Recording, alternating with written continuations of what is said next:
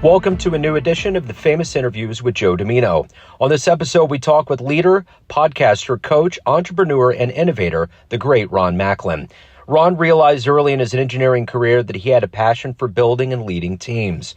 Also, he realized that to succeed, he needed to build a deep network of support. He needed to learn why people connect and how they create results together. This realization led him on a 30-year journey that culminated in the creation of the 7-step Macklin Method and the launch of Macklin Connection. Ron earned a degree in engineering from Kansas State University and quickly grew into leadership positions in his budding career. We cover some really good ground. Enjoy this interview. Well, Joe, you're on time because the 11 o'clock siren's going off in my neighborhood. Is that the tornado drill? Yeah, the normal tornado drill. Yeah, I think I'm in the same city as you, or same metropolitan area. I'm in Overland Park.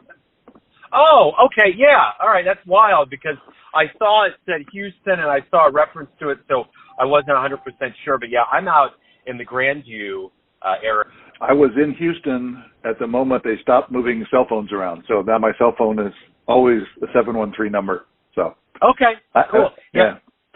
I hear the sirens going off out here too. So I didn't realize that was as widespread. I will tell you, I lived in Belton for about 10 years, and I remember one time it was the first day of, I believe, 2007 or 8, January 1, and it was snowing outside, and the alarms went off. And in Belton, it would announce it in Spanish, and I went outside and I looked up. It's snowing. They're going off. There's this warning in Spanish, and I'm like, the world is officially coming to an end. It's like the sirens, the pipe, they're happening, and I'm just looking around. It was very bizarre. Yeah. Very cool. So, but anyways, yeah, I was excited reading over your bio because I saw K-State, I saw allusions to the Midwest, saw Houston, so yeah, so we're regional, so it's great to meet you. Thank you for taking a minute out. I appreciate it. Oh, you're very welcome, and thank you for having me on the show and the chance to get to know you, but also to get to know your listeners. So thank you. You bet, absolutely. So before we get into your life, very, very interesting, multi-layered life, I want to ask you how you survived COVID. The last couple of years plus has been quite tumultuous, and it's been a big deal for a lot of people. And I'm wondering how you got through it and how that changed the way that not only you live your life, but the way that you conduct business now. It's like one had friends that died, right? And it was like the moment COVID started happening. I remember we were traveling in New York when it showed up in New York. So we were like looking around going like, is it here? Is it over there? Does that person, like all that panic kind of sets in. And then it kind of settled down for us. We kind of came back home to Kansas City and settled in. And then people we knew started to get sick, and then people we knew started to die. Now it was kind of different for us because we are virtual businesses, right? So we don't go into the office. We don't do like Zoom was already our go-to in the world. So we were like up and running, and that's how we did business anyway. So that part didn't affect us as much. But what really showed up was a lot of fear in a lot of people, right? Specifically the first 6 months, they didn't know what it was. They didn't know what to do with it. How do we talk to people? Do I go to work? Do I not? All those questions coming up. And it was a place for us to be like a stand for people to believe in themselves, but also to know that we're going to get through this. We're going to, like, whatever it is going to get through it, and it's going to be scary, and it's okay to be scared. Like it's okay. Things are scary at times, and we have a bias to be scared. So now we have a reason to be who we normally are anyway, and it really made a space for us to start to connect with people. With all the colleagues and the businesses that I've worked with, and all the changes that they went through. It was a big shift for a lot of different people. Well, people who own preschools, people who own restaurants, people who own air purifying businesses, mortgage brokers, some people's stuff just stopped and some people's stuff just took off. And it was never like the same everywhere, like for people. So that's how we survived it. I mean, we did okay. I mean, we stayed isolated enough to where we didn't get COVID until probably August of last year. that was the first time we got COVID, and we all our vaccinations were caught up, and all our family was caught up. We did have COVID in the house, I think, 3 times. Like somebody got it, come home, even though they were living someplace else, they'd come home and stay with us while they had COVID, and we'd isolate them in a room, and feed them and all that kind of stuff. And I think the biggest scares came with our parents, because our both Connie and I's parents are in their 80s, and like with not always good lung systems, and so we were concerned, how to work with them on getting their vaccinations, how to stay isolated. And while it was bad for us, but we were so used to Zoom and communicating and getting out in the world and doing stuff, that for them, that was something different, right? Yeah. Being away from everybody else and to be connected with them. We started having Zoom calls. We started doing things with them to help them connect with people, because it's hard, right? When you don't have people to go see and all the people you normally go see. So that's kind of how it showed up for us. It seems crazy that they're announcing that it's going to end. The official pandemic is going to change and go to an endemic or whatever. And now it's just going to be part of our normal thing. We get a flu shot and a COVID shot or something like that, right? Right. So it comes to be more of a normal situation for us. Yeah. It's wild. I think there's, I have I have a full house. My wife, my mother-in-law lives there, my stepdaughter, and my son's special needs. So I remember when this happened in March, the 2 things that he loves the most in the world is school and baseball. And everything, of course, shut down. So, it's about pivoting, and it's about really kind of digging within and finding out what you need to do to stay, in a good space. And I remember for me, because my main bread and butter is jazz radio, I really, really ramped up my interviews. I did more interviews than I ever did before, and I would play the interviews on speaker for my kids. We drive around and look at things. KC Metro is huge. I mean, you got parks everywhere. There's all of these different levels of latitude to see things. And, I did a lot of interviews, and jazz musicians overwhelmingly anyway are positive people. And even during that time, they were very positive. So it was good. There was levels of therapeutic good that you had to go out and find, but it was totally possible because, as we probably all figured out over this time, it was really about connecting and community that was probably one of the most important things that we either missed or we needed during that time. I think it became more clear to most of us that the way to survive it is to not do it alone. Right? Mm-hmm. To connect with somebody, to be talking to people, to be out in the world, even though you couldn't talk, be with them, right? Talk to them, communicate. I could only imagine what this was like in the 1600s with the bubonic plague and stuff, where there was no way to communicate. You just isolated, and that was it. Which is like the worst punishment people can do to each other, is to isolate somebody, and that's Absolutely. What they would have been like. Yeah, so, I would say one of the most magnanimous moments that happened with me. I think we were on a telemedicine call, and I was over at James A. Reed. I'm in Lee Summit, so I was right next to the nature preserve, and I pulled up, and I see this guy next to me that has this massive camera. And I see him scrambling to get out of the car, and I'm looking up, and I'm like, is that a bald eagle? And lo and behold, this bald eagle is flying and swooping over the water, and I'm trying just with my iPhone to get shots. And I kind of reared out of the car, of course, because it's in the early days of COVID, you're trying to stay distance. And he just kind of looked over and said, I've been waiting to get this shot for 10 years. And I'm just sitting there thinking, wow. So, there's lucky you. Yeah. Yeah, I mean, at that time too, it really kind of it was awesome because we all did have a chance to connect to nature, and that bald eagle may have showed up because of what was going on at the time. You know what I'm saying? I mean, we were all the world woke up in a different way, and so did the birds. Yes, I accept. Yeah. So, Ron, what I want to do here is I'm gonna put you in a situation, and I want to boil down all these elements to you being a visionary leader, a connector, a podcaster, an IR5 champion, a wedding officiant. There's all these levels of you. So I want to put you in front of a bunch of third graders at a career day at a grade school, and one of the kids is looking up at you asking, what do you do for a living? How do you answer that child? Thank you. I love the scenario. That's really good. Good. I'm a storyteller, right? So what I do is tell stories. I create stories. I tell stories. Some are from my past. Some are about the future. Most of them are focused on the other person that I may be speaking to.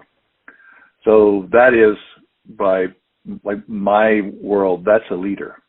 Someone who tells stories that other people say, that's a good story. I want to follow that story. And that's what I do, whether I am creating a podcast, whether I'm leading a group to set world records, whether I'm officiating a wedding, which was an amazing situation because we created everything from the beginning to the end. And that's just what I do is I'm a storyteller. And there's a certain way that humans like to hear stories. And so to understand how humans like to hear stories, right, is fantastic. I think that's kind of why I always loved going to movies and reading books, because those are master storytellers, right? And there's so much we can learn from going to the movie or reading a book or going to a play or watching a jazz musician play. It's all a story that they're creating. And what I love about jazz is like it's in the moment. They're creating it in the moment, where I think that is a lost art, or say not a common art for storytelling, like what it used to be. I remember hearing the stories of like Abraham Lincoln would sit around in the pub at night or the restaurant, whatever we call it at the time, and they had storytelling contest, right? So they were all making up stories and telling stories and practicing the skill of stories in that moment. And I hold we as humans, like we, all of us, the third graders and you and I, right, we live in stories, these stories that we have in our heads. And how we shape those stories will make a difference on what kind of a life we have. Whether we're going to have fun, whether we're going to be serious, whether we're going to be sad, but all of that is up to us to make up as we go through that. So I'm a storyteller, and I'm working on the skill to say I'm a master storyteller. Still not there yet. That's wonderful. You know, it's interesting during that time of COVID when I would talk to musicians, I was very cognizant of reminding them in the world of artists, the art community, jazz musicians were probably the best prepared, so to speak, for such an uncertain time like COVID, because we were all thrown into the unknown and we had to make the best out of it. And that's a daily routine that jazz musicians go through. That's their life. Yeah. That's improv, you know. So, yep. You know, no, go ahead. No, I accept. Thank you. Yeah. You know, one thing, too, that I think is interesting about what you're saying about being a storyteller, and especially in this modern era, the one thing that I don't think I was cognizant of until maybe like a year ago when I really started listening to podcasts. And I've been doing podcasting. I've had my radio show since 2011, and my goal with the show was to interview musicians and present the story in their voice, not from a book, not from an encyclopedia, not from a magazine, from their perspective. So I've been so close to doing this, it's just been a part of what I've done. But I've seen this revolution of podcasting becoming such a big thing. And the key to that is storytelling. We're all telling each other stories, things we didn't realize. And do you see that in your capacity as a podcaster and as somebody that's on a podcast now? Isn't there a wondrous element to the modern podcasting world that's almost therapeutic, that's really good? It's almost like the people are taking over the narrative. No, Joe, I accept, and I agree with what you're saying. There's a relaxing to it, but there's also, it's a safe space to be in, to hear stories and to hear the stories you make up. I mean, it's not just that we're listening to a podcast and what the stories of the two people are telling. It's coming into our body, and we're making up another story that has our background in the middle of it, right? So then, in a way, we're learning, we're growing, we're creating, and I hold it's like part of what we do as humans is to create new stories. And when you're listening to a podcast, you're listening to two people who are creating a story, and you're making up your own. And you may make up some new thinking. You may make up something that's completely different to what they were talking about, because it was the way it triggered you, it perturbed you. And so I find listening to podcasts and creating podcasts to be a great example of how we as humans live in stories all the time. You know, it's interesting that my producer for my show, his name's John Christopher, he has a show called The Neon Beat. He's a wonderful, wonderful person. He's an old school engineer, broadcaster, and he's just wondrous, especially behind the mic. And I remember I call him up after a really good interview. Like, if I interviewed Sonny Rollins or Lou Donaldson or somebody, I was just like totally adrenaline out, you know. And I remember one time during a moment of just us being in the studio, he said, Joe, I just want you to understand something. These guys are probably getting as much out of you as you are out of them. My excitement for this art form or just whatever. And I just never thought about it that way. I always thought about it as, you know, these guys are like, it's Sonny Rollins. I mean, my God, you know.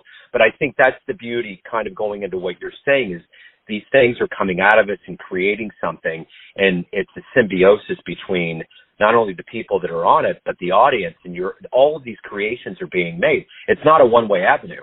There's a myriad of avenues that happen.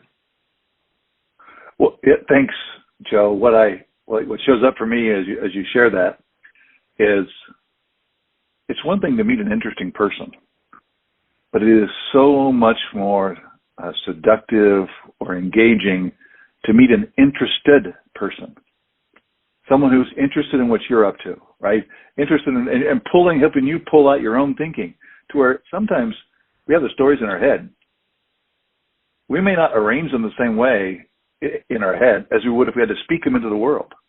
And when you speak those into the world to share somebody who's interested, we can actually rewrite our own stories while we're doing that. And it's really powerful. Like you walk away going like, wow, that was really good. I mean, that was amazing. And the other person, like, because now once somebody's being interested in the other person, like it's a natural flow to be interested in the other person, to find out what's going on with them, what's happening with them. And I think that's a real power in being there. I think that's the dialogue from like the Greeks, right? That's what they were playing around with is how to be connected to the other person by being interested in them and then being in that space. So yeah, I accept. And they probably did. And every time I interview somebody, I would say, my guess is I'm going to get more out of this from you than you may get out of it from me, from my perspective. So thank you. That's great. Great, interesting. Yeah. You know, my dad didn't give me a whole lot of dating advice, but I remember at one point he said to me, whatever you do, ask her questions. Just make sure you talk and you ask questions. And I've always thought about that. Like when I see young kids out there and when I just see people interacting, it's like, you know, ask them just simple things, you know. And I think that's kind of the key to being inquisitive and unearthing these things that we just, because usually the truth is right in front of us. It's just a matter of us finding ways to get to that. Yeah, finding a way to notice it, right? And so I accept. I think it's great advice that your father shared, and it's just not just for dating. It's for being with any other human. Be interested in them, right? And they'll turn around and be interested in you, but you're the one who's going to walk away with new learnings. Because they have something. Yeah. They have something. Absolutely. Absolutely. So let's go back in your life. You know, all of these things that have contributed to who you are today and the passions that you have and the way that you live your life began in childhood. Talk to me a little bit about where you were born and raised and what those seeds were that were planted in you that have grown into you today. So I was born in Wichita, Kansas. For those who have lived in Wichita, you know, there's an east side and a west side. There's south side and north side too, but kind of the city gets divided east and west. And I was a west sider. I went to Goddard High School. And some of the things that really shaped who I became, but I was shy, very much overweight as a small kid. And like the first teacher that I remember was my first grade teacher where you could just see there was something that I wanted to be around her. The way she made me feel, the way I felt like I belonged in the space. I always found that I didn't fit in until I met her. And then I would go forward to like 7th grade. And at that point in time, I grew about 8 inches and lost 20 pounds over the summer. Like my body just morphed in one summer.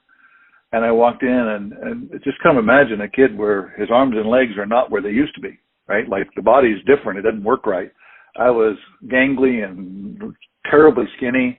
And I met my coach for the first time, Dan Gingro, who I see goes, "Ooh, I'm looking, I'm glad you're here." And I go, "Well, I'm not that very good." He goes, "No, you are just the person I'm looking for." And it wasn't about me or my body. It was about me as a person, me as a soul, right? And for 3 years, he believed in me, and it changed my world to begin to believe in myself. I went from couldn't make a team to winning medals to connecting with other people, and that kind of stuck with me through my sports career. And my first job really was football. And what I loved about football is everybody could play. I mean, there's always a position somewhere for most everybody to play. And you really got to work together as a team to make it work. So there's no individual stars in a football team. Even though they talk about them on TV and sports and all that, it takes a whole team to win. And if you get one group or one person or one area that's not working, you're not going to win. And I loved that part because it was a chance to become a leader. It was a chance to work with other people. And the great thing about sports was you do all this training and practicing with your coaches, and they put you on a field in front of an audience, and your coaches aren't there. You got to do it without them. And you begin to know what it's like to be in the world to do that. So that was probably the first thing that really shaped my world. And then after that, I went to Kansas State, played at junior college at Butler County, then played at Kansas State.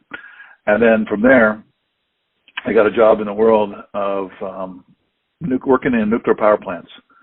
And what I noticed was it was a team. There was really no bosses around.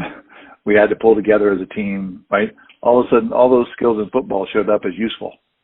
How to get people organized, how to focus everybody, how to set out and take on the challenge. And what I found is that was a place where I could start to build teams. And that was I'm not performing, the group's performing. And then storytelling really becomes powerful because you're going to create a story for others that they're going to perform with you.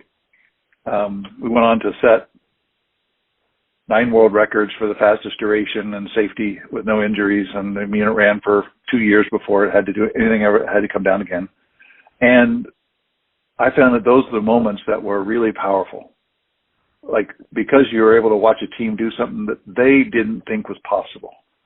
And then watching them get the credit and watching them bloom and believe in themselves and go home and tell their families about it. I think those are some of the major things that really shaped my life. And then there was one that happened kind of in the middle of all that between football and work. And that was I met my bride, Connie. We met when we were 15. And at that moment, it was kind of clear that this is who we wanted to be with. This is how we wanted to go through the world together. And to have somebody that for the last 40 years has been somebody that I can tell the truth to, I can share my story, my fears, my excitements, my angers, all that stuff with, to have somebody that doesn't judge me. That was part of the things that shaped me the most. Absolutely. And you've obviously got a degree in engineering. You've been interested in that. I'm wondering how you see that chart with the circles that kind of run into each other and they turn into different shades. How does that work for you between storytelling and engineering? How do those come together to be either a natural fit or to complement each other to become who you are with your fascination with storytelling and your mission in life? Great question. The engineering is the language of math, right? That's the language the stories are told in. And it's not like any different than anything else. It's how the story is shaped and how it's created. And the fantasy that I had when I went into engineering was, you could design something and it would work. And what I realized was, no, you run experiments and then you get results. And then you go back and run another experiment and get more results. And then you run another experiment and get more results. And engineering is about how to keep creating new experiments for what you're going to run and trying to make sure nobody sells your experiment before you get done running the experiment on it. But that's the space there. So it's all about storytelling, and anything that's being done today in engineering, nothing is being done by a person. It's being done by teams of people, thousands, hundreds of thousands. I mean, you look, the biggest accomplishment that most people know about is we went to the moon, and the 100,000 people that worked together to share those stories. That's a skill, not just the engineering, but how they work together to create something. So it's all got to coordinate, cooperate, and do all that stuff together. And those are all stories, how they work, how they come together. And so in your, when you have a break, oh no, go ahead. When you have a breakdown, sometimes it's math. Most of the time, it's storytelling. Like, the culture at NASA when for the space shuttle and other stuff was a very demeaning, very mean to their vendors storytelling, right? They didn't treat them as regular humans. They treated them more like, I don't know, not quite the same world as we're in, right? And their story was to beat up on them. And when you have that story, people can't respond. So it's very much important for engineering or any field that you're in, how people work together. Absolutely. So, the other part of our lives that really provide a lot of fuel for who we are the heroes, the role models. Who's been a hero or a role model for you in your life? I think the first one was, like for me, reading about and studying Abraham Lincoln and the challenges that he went through, the storytelling, the ability to go from losing the majority of the elections he ran to becoming, at the time, a president who saved a nation. His willingness to be with the other person and to be in the storytelling world where he would connect with the other person. He used to have a practice where he'd write a letter to somebody, put it in his pocket, and then go talk to him. But he just vented all of his stuff out, but he never gave him a letter, right? Because it was about how could he show up, and he knew he had to get that out of him. So it was a hero to me in a world of how he shaped himself to take on the challenges. So definitely one of my biggest heroes in that space. The other one was probably a little less known to the world. It was a close friend of mine who was actually my wife's uncle. And I got to meet him when I was 15 years of age. And he became like a role model for me. We also became very close friends because I could see how he was always open to learning from other people. He was the first person I knew that had the term interested. He didn't use the word, he was the word. And he was always asking questions, always curious about what was going on, and never judging, and the space for there. And that person, he became a hero to me, but he also became a very close friend. So if you can meet one person alive on the planet right now and talk to them and meet them, who would it be? One person I could talk to. Well, that's a great question. There's so many. The one that comes to mind right now is Jason Sudeikis and the work that he and Brendan Hunt are creating for the Ted Lasso series. There's so much inside that space for us to learn from. And I think it's just phenomenal what he's bringing forth, how humble and believing and creative, the role that he's creating in that space. I would just, that would probably be the number one for me right now. So I went. Ask me tomorrow. Yeah. Ask me tomorrow. It might be somebody different. Right. Yeah. It's interesting how much his name comes up. I was actually in Lawrence last April. My wife got me tickets for Christmas, not this last year, but the year before when the world was opening up. And Ben Folds was on tour doing solo stuff, and he told a story about early in his career when Jason was going to KU, he helped him load equipment for one of their gigs onto the tour bus. And it was wild just to think how far Sudeikis came, because he was a local guy. I mean, he went to school in Shawnee Mission West, correct? Yep. Yeah. Well, okay. It's funny on you because I live around here, right? You go, people go like, I remember watching him play baseball or something, right? And you're going like, normal guy, right? And that he can create stories and stuff that he's doing with the Ted Lasso series, right? It's changing the world, and it's role models for a lot of people. And Absolutely. That's what we need. Yeah. That's what we as a humans need. Yeah, I agree. How about you? So what's that? Who would you want to meet?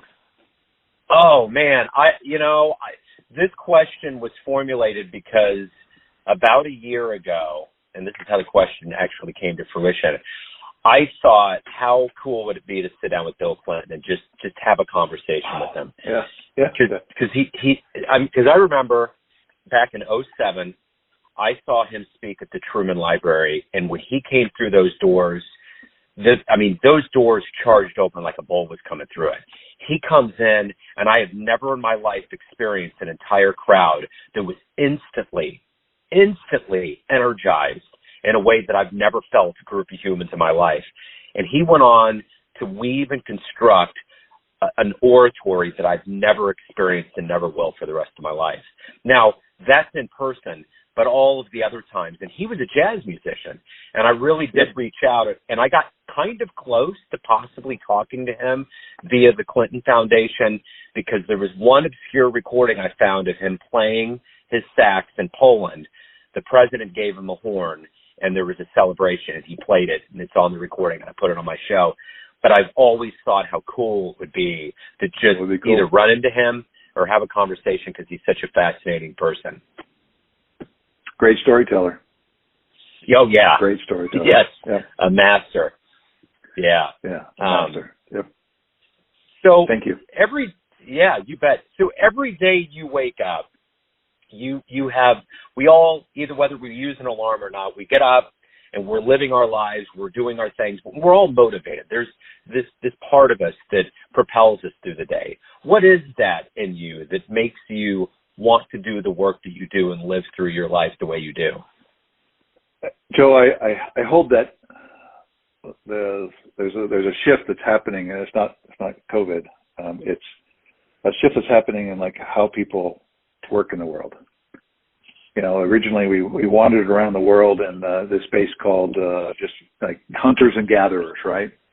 And then we started gathering grain, and then we harnessed wind, and then we harnessed animals, right? And then there was this thing called steam. We invented steam, like how to use it. Steam was there, but we invented how to use it. And then we figured out electricity and oil, and then we figured out microprocessors, and we figured out cloud computing, right? And it went pretty fast, and it's really accelerated, right? But all of those from about steam on, even before then, they were all hierarchical-based organizations, right? Like there was a king, there was a general, there was somebody in charge telling everybody what to do. And with the connectivity of the cloud, the connectivity of the microprocessors, the electricity and everything else inside there, there's a change happening where we don't need hierarchy anymore.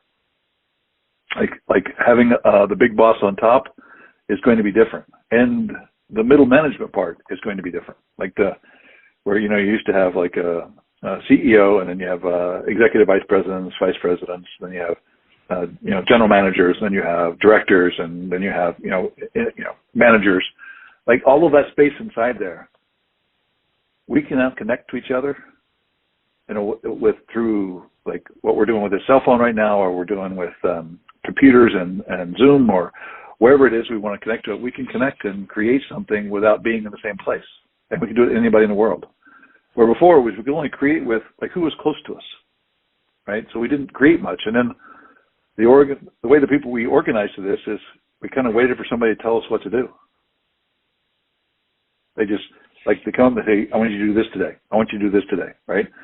And that's changing in that those positions will go away, and now it's about each individual has to be able to communicate with other people and coordinate with them, and having people build the skills to be able to do that gets me up every day and gets me going. Like I come home from my Pilates workout, right? And whether I'm going to go down and write, create, work with somebody else, it's all around how can we help people build the skills so they can actually coordinate and communicate with each other in a way that they get to be what we hold they were meant to be, which is a creator, right? We were created in the image of our Creator, right? Makes us creators, right? It's like jazz musicians, like they're all about. They're creating all the time, and they're alive and they're happy and they're fun, right? And at the same time, I think we're all that way. And we don't have the skills. It's not taught in school on how do you create, how do you coordinate with somebody else, right? When you go to school, what do you learn? Learn how to take a test by yourself, how to read and not cheat off of anybody else, right? How to be alone, how to compete, not cooperate. And the world is shifting, and that's happening already. I mean, it's happening in the military, it's happening all over the world. And it's a really powerful, I don't know if you've read Team of Teams, but McChrystal talks about, like, he had to do that to be able to become competitive in the battlefield in Middle East. And this is a great place for us to go, but it's also, this is my passion, is to help people figure out how to do that. So let's say you have a dream tonight. You run into the 20-year-old version of yourself, and you can take all of the wisdom and the paths that you've been down in your life, and you can use that to give that version of you one piece of advice. What would it be? Focus on building your autonomy, your ability to not need to be a part of somebody else's organization, but to be able to do it on your own. Figure out how to take care of growing yourself so that you can be an offer of help to others, and focus on creating that space for yourself. Right? So it's like to be in a major corporation and to be a part of a major corporation, right? You can make good money, right? But you're really building a dependency to the organization versus building your own autonomy. And if I was to say, whatever you're doing, make sure you're building a space to where you can do what you want to do because you have the autonomy to do it. And then the second thing I would share is trust yourself. Believe in yourself. Yeah. So everyone out there has a perception of you, your family, your friends, colleagues, those that have been affected by your work. But ultimately, you're in control of yourself. You live your life. Who do you think you are? That varies from different times of the day. Yeah, whether it's in that space. I care probably more than is healthy, and I don't try to change that. I would say I'm, besides caring, I'm curious. I'm a connector, and I'm careful with that because you could make up that that's a story like I connect with other people, but I'm a connector as in, like, I notice things that, like, one thing over here and one thing over there, and I can connect them together and to create something new. Where both were there before, but now I can see it and work with it different. I probably try to be funny. I don't know that I am. I don't know that I really try that hard. Like, I use humor as a great, I say not a shield, but maybe a shield, but as a space to produce peace for other people. And I do like to love. And I'm always careful with that word because people get all weird about it. I don't. To love is just to accept who somebody is and who they are not. And to make it easy for them to accept who you are and who you are not. And with those stories like that, it's easy for me to be with somebody and to be with myself. Really well said. Yeah, thank you. And before we scoot off here, I want to make sure that everyone out there that wants to learn more about you, what you do, anything revolving around your world, where can they go on the web? You can always go to MacklinConnection.com.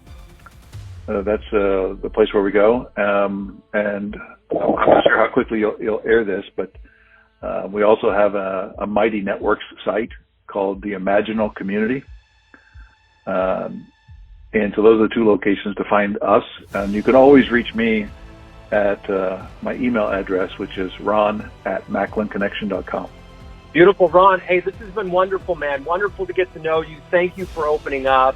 best of luck with everything. Have a great 2023, man. Hey, you too, Joe. Take care. Thanks for tuning in to another famous interview with Joe Dimino, where we cover the world of art, literature, business, spirituality, music, and more from around the globe. If you want to hear more interviews, visit the Famous Interviews with Joe Dimino channel on YouTube. You can also find us on Spotify and Apple Podcasts. Thanks again for listening, and until next time.